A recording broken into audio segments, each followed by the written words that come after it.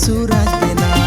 গোপনে গোপনে আসিও, তোমার বড় ভাইকে না বলিও। দেওরা গো, তোমার বড় ভাইকে না বলিও।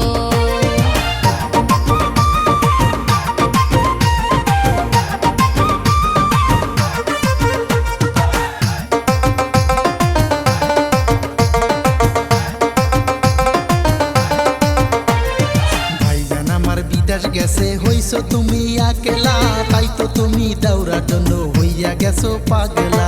এত যদি বুঝো দেওরা